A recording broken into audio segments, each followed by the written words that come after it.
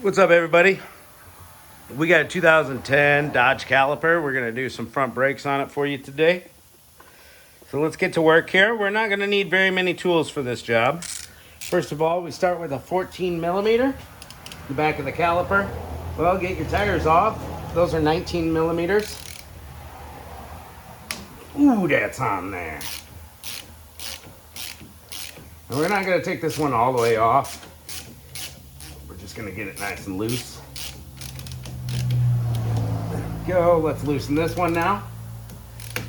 And these pins, these bolts for the caliper, they're going to be different. So you got to pay attention which one comes out of the top and which one comes out of the bottom. Just saying. I'll show you the difference here in one sec. There we go. See, this one is smooth, no rubber bushing.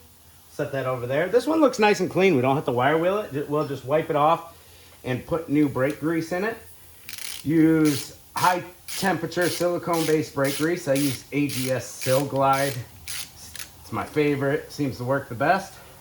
All right, now see, this one has a black little rubber piece on it. So we're gonna make sure that goes back in the top.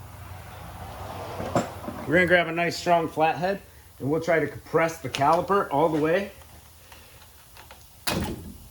Don't punch yourself in the face like I almost did. There we go.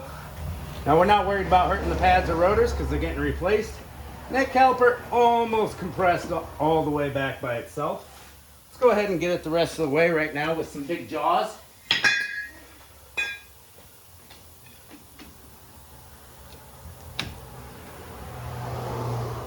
There's a little bit of stiffness on this caliper.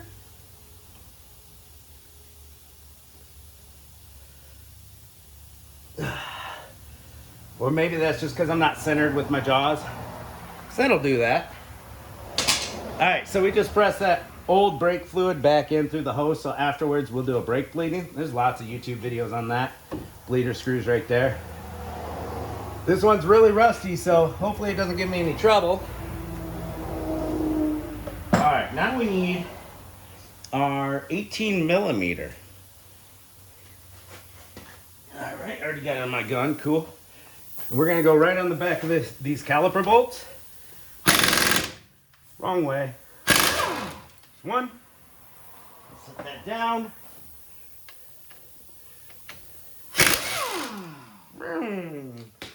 Two. Easy peasy. Now our mounting bracket comes off, and this is super rusty. It needs a good cleaning. I'll show you how to do that. Our rotor, usually you gotta hammer it off. This one came right off. Pretty sick.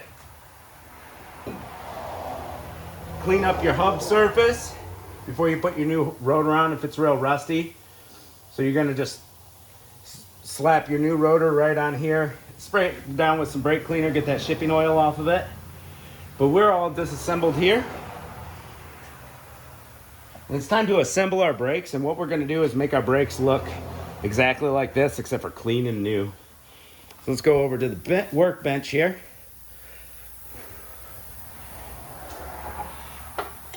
Let's see if we can get a good view. Bring the camera down here. I'm just gonna put it in my vise.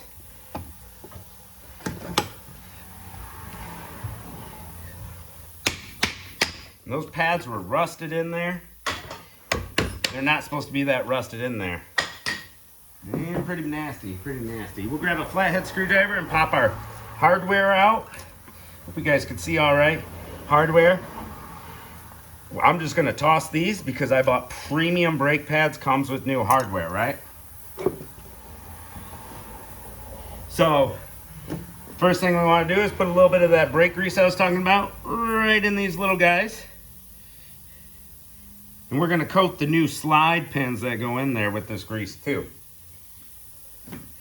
I like to use my Dremel tool when they're this rusty and clean them up.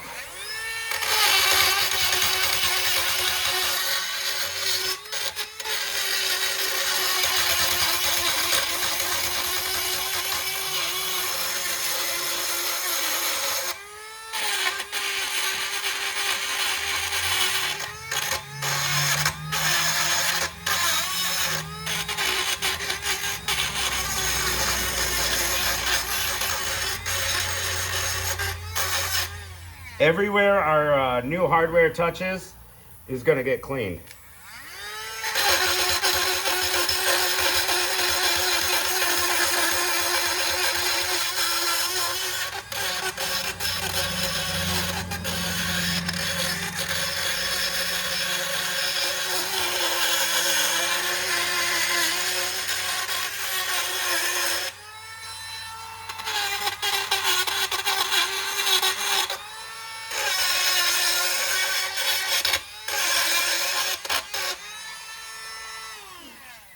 Because we're in the salt belt here, I'm also going to put just a thin little layer of that brake grease on this mounting bracket where it sandwiches in with the hardware, just to keep that rust from building up in the future, and tightening those pads into place, and then it wears out your pads unevenly. So keep it clean.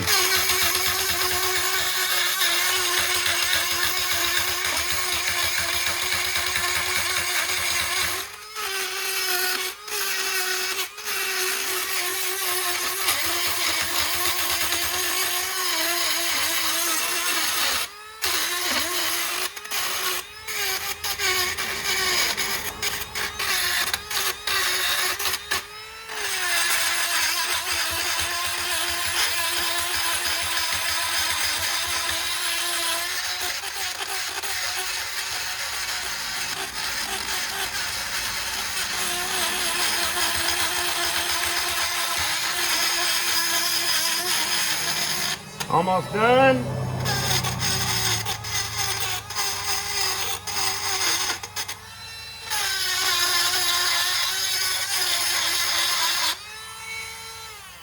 Yeah, a wire brush just wouldn't have done for this one. It's there was just too much rust.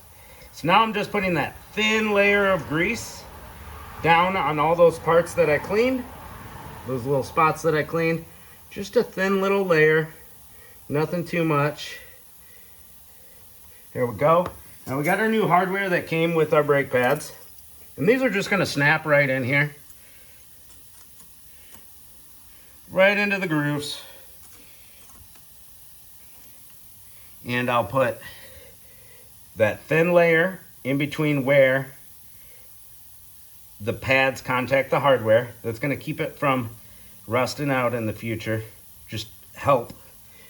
This brake grease by AGS, the Sil Glide, it doesn't wash off or harden up like other brake greases that I've used. I really like it. All right, now it came with a snap-in Squealer Tab. See this little Squealer Tab? It goes in these little grooves, and what we want that to do is be on the top inside pad. So I'm going to visualize it. All right, goes on this way. Our pad is like this, so we want to put that Squealer Tab right here, and it's just going to snap in pointing down, and when your brake pads get low, then it's going to start squealing to let you know it's time to change your brakes. So now we snap our brake pads into the bracket. They're just going to slide right in there for us. If they're too tight, then something's wrong. You got to clean up your mounting bracket. If you have to reuse your hardware, make sure you get them nice and clean. Now we are all assembled, just like I said we wanted to be. Let's come back over. Oh, I got to grab that rotor real quick. Come on, camera, stay up. There we go. Grab our grease and our rotor.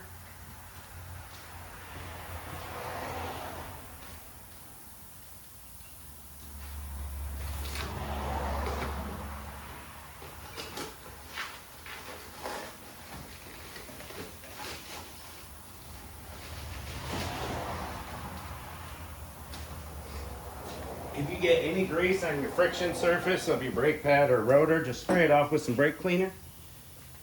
Pop that rotor on.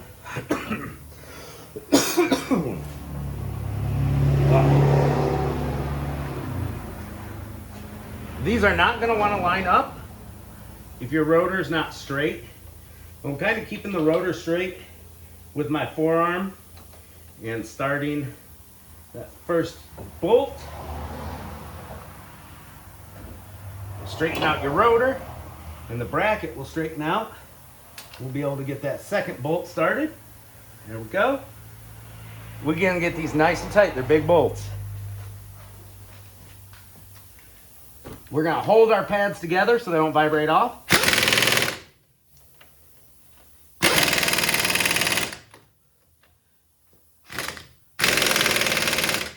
Boom.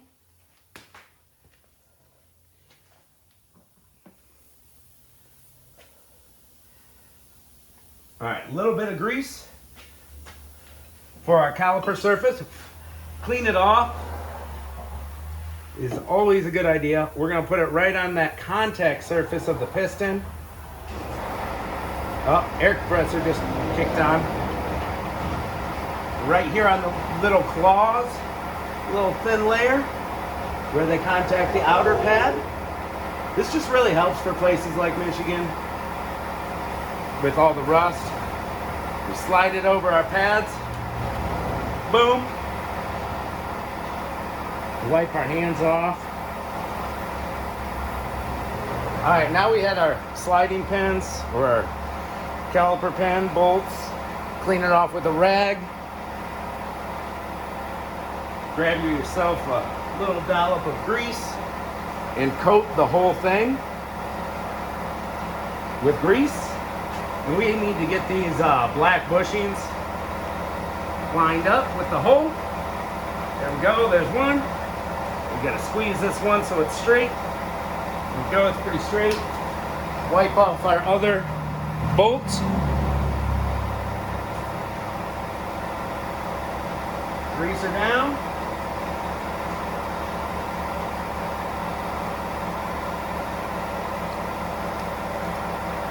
There we go.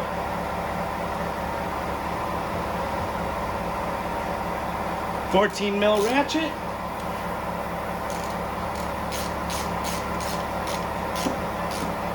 That doesn't feel right for some reason. It's stiff. It was kind of stiff coming out.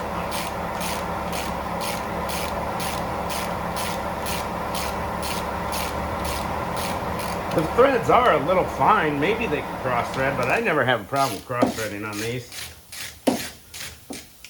Pull it back out. Just make sure it goes in straight. No cross threadage. It's just stiff. Maybe there's one little bad thread in that caliper or something. It's not that stiff. It's straightened out. Maybe there was the first little thread was a little funky or something. Feels good now. Oh yeah, feels so good. Nice and tight.